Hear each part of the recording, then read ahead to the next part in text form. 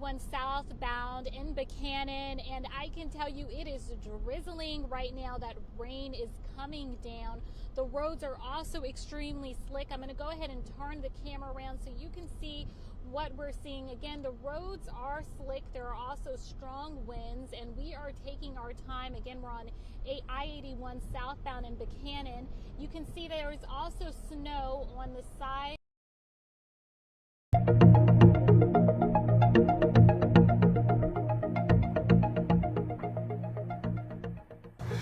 And my son is her mom, is what they want dad. And so I come around here. When I come already, they put a yellow tape here, so I don't have access to there. But this morning, I go see in there, and this terrible what I see in there. And I mean, it's I don't want to go very close to there, but what I see, blood everywhere. And I bet it's outside with that for my son, because my son is real. He can have it like a heart attack yesterday, you know, and pass out. And I mean, it's hard for the other family.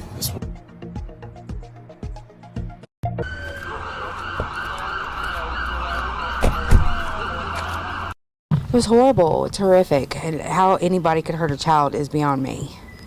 Have no clue. It's just, it makes you sick to your stomach. You never think it's going to happen, like right next door, honestly.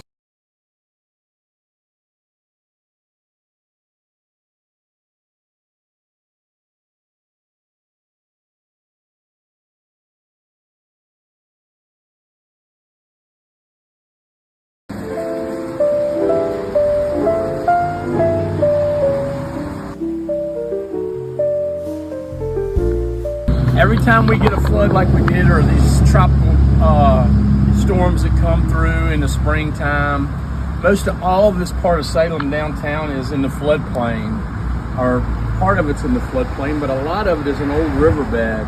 And the old riverbed extends from Shank Street probably to just about halfway up Main.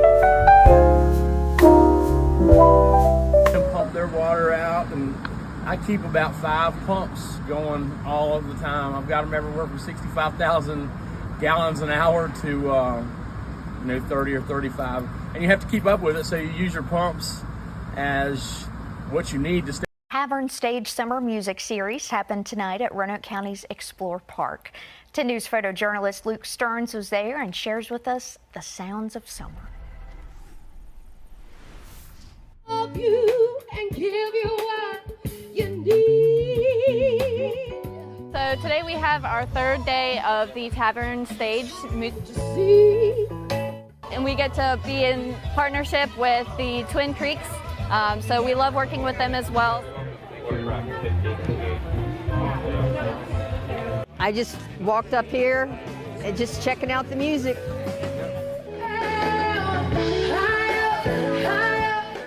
And it's free. I mean, you don't get much free anymore. Your food's good here. It's a great place to hang out. I mean, look at all these families. We've been down here a few times, my wife and I, my kids, and we like it down here. We look at the calendar all the time for things to do, and we love getting outside. And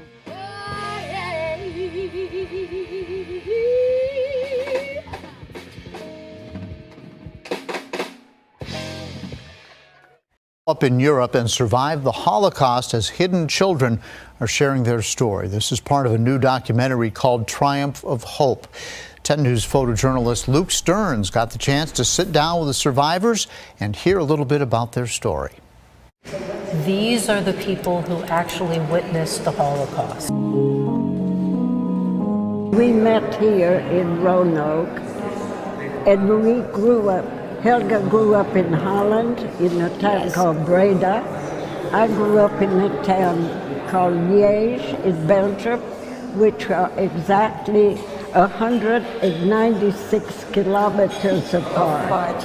I found that out the other day. Young people who will see this film will carry these stories into their lives. The Holocaust is an example of a dictator being able to use his dictum to kill millions and millions of people, including most of my family. We were sheltered, my sister and I, in a Catholic boarding school run by an order of Catholic nuns. And he came one night to the house and he said to my father, "You must leave immediately. The Nazis are coming." Somebody who's viewing this film will be able to relate with the way that they had their unique perspective of how they triumphed over tragedy.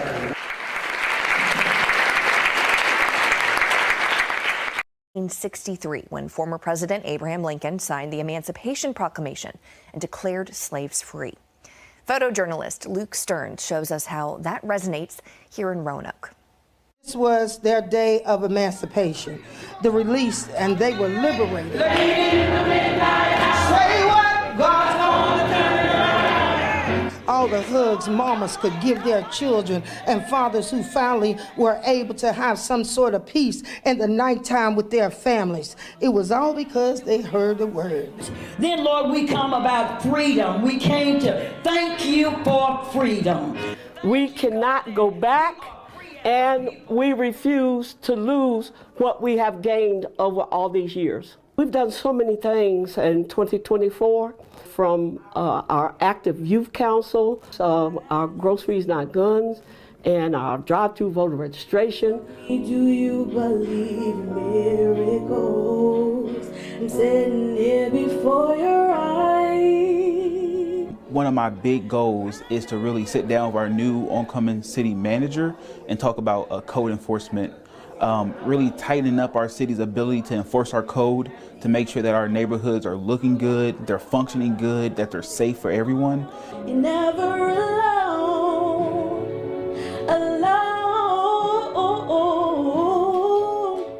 The historic narrative of our African American sisters and brothers are an essential part of all our stories, honoring the Hunton life-saving crew, the Gainsborough Library, the birthplace of Henrietta Lacks, and the historic Claytor Family Clinic. Roanoke is bringing forward stories of how freedom has and continues to reveal itself.